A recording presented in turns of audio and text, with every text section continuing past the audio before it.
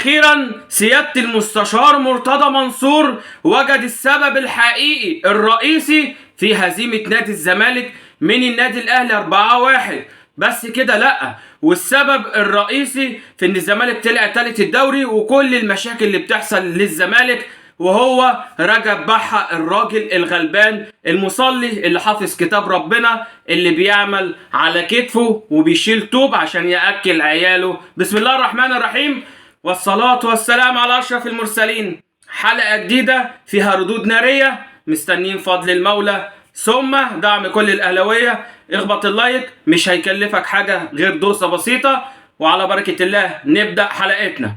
عزيزي المشاهد، طلع المستشار مرتضى منصور رئيس لجنة الاشتراكات والمعزول وغير معزول، المهم، على قناة نادي الوطنية والكرامة، اللي هي بتعمل ايه؟ قناة نادي الوطنية والكرامة بس سموم وفتن ورمي الناس بالباطل، وان القناة ملاكي لمرتضى منصور وعياله بس فقط لا غير. طلع امبارح بقى بيقول الكلمة اللي وجد فيها ضلته، واللي دايما بتبقى شماعة للمصايب اللي بتحصل في النادي والانكسارات اللي بيمر بها نادي الزمالك في عصر هذا الرجل. طلع بيتكلم بيقول لك ان واحد بعت له صورة الساحر الشرير، الراجل يعني الشرير اللي هو سبب في خسارة الزمالك 4-1. ركزوا معايا بس، اخبط اللايك يلا بس كده نفكر بعضينا. لك ان تتخيل ان واحد بعت له، طب رقم واحد، الراجل ده بتاع اللي بعت لك ده جاب رقمك منين؟ هو رقمك كده مع العامة بيفكرني بالرئيس مرسي السابق ولا المعزول ولا المخلوع؟ ها، لما قال لك معايا تليفون كده بيجي لي عليه المكالمات، واحد قال في واحد بيهرب بنزين اولع فيه ولا لا بالله عليك ما تولع لي في البلد، ما شاء الله الله اكبر. تليفونك مع اي حد كده بيبعت لك عليه، ولما انت مآمن بالقرآن وان هو فيه سحر، طب ما امنتش ليه بالآية اذا جاءكم فاسق بنبأ فتبينوا؟ ليه؟ وطبعا لازم يطلع من الفيوم، ليه؟ عشان الواد سيد عبد الحفيظ. طب هو الواد سيد عبد الحفيظ اللي عامل السحر؟ طبعا سيد عبد الحفيظ كابتن وعلى اكبر تخين واكبر منك كمان، بس انا بس بتكلم زي ما انت ما بتقول يعني عشان الناس تفهم. هو السحر من سيد عبد الحفيظ عشان في الفيوم، ولا من الخطيب السحر الاسود؟ عايزين نفهم بس، هو من الخطيب ولا من سيد عبد الحفيظ؟ بكل يعني مش عايز اقول مسميات عشان ما تتاخدش علينا بعد كده، بس بكل قله ضمير بيتهم راجل شريف، راجل على قد حاله، راجل مصلي وبيؤم الناس في الجامع، راجل امي اصلا ما بيعرفش يقرا بس اتعلم سمع القرآن وحفظه عن طريق السمع. بيتهموا ان هو ساحر. طب وبيقول لك بعد ماتش الخمسة الاهلي ما خسرش ولا ماتش. طب هو الساحر ده كان فين في ماتش صن داونز الخمسة؟ كان بيصيف في الساحل الشمالي. حلوه الساحل الشمالي دي والله، لازمه في بقي حلوه قوي. كان بيصيف مثلا، كان اجازه، كان شايل طوب وبيشقى عشان ياكل عياله وبناته اللي على وش جواز. هو الضمير انعدم؟ هو انتم مغيبين للدرجه دي؟ هو للدرجه دي افتقدنا الضمير؟ مره الخطيب والسحر الاسود، ومره انا اقدر اكسب الجن الازرق بس ما اقدرش اكسب الجن الاحمر.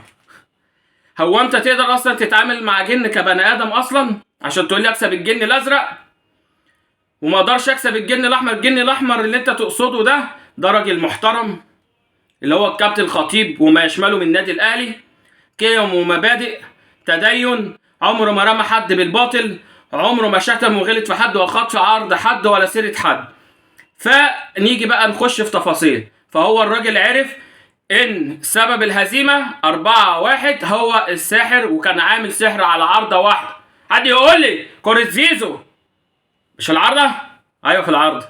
وكرة عفشة مش في العارضة؟ نفس العارضة؟ لا يا حبيبي، ده كانت عارضة ودينا وعارضة تانية. ولو السحر معمول في الجون ده، هل الاهلي هيجيب 3 اجوان فيه؟ كنت انت جبت جون فيه ضربة الجزاء، صح ولا ايه؟ وهو بقى الساحر ده اللي خلاك تاخد مركز ثالث، وهو اللي خلى ممدوح عباس يرفع عليك قضايا عشان مش عايز تديله فلوسه، وهو اللي قالك ولعب لك في دماغك عشان تمشي اللعيبه في غير ميعادها عشان ياخدوا عليك غرامات بالملايين الدولارات ويوقفوا النادي في 3 فترات كده وفترتين كده قبل كده. وهو اللي قالك تطلع تخوض في اعراض الناس وتشتمهم عشان تتحبس، فمن ثم في لوائح بتطبق تتعزل. هو اللي قالك تطلع تشتم في الناس كلها.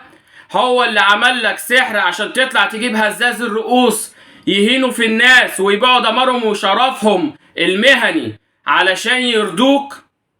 هو ده السحر اللي عمله برضه.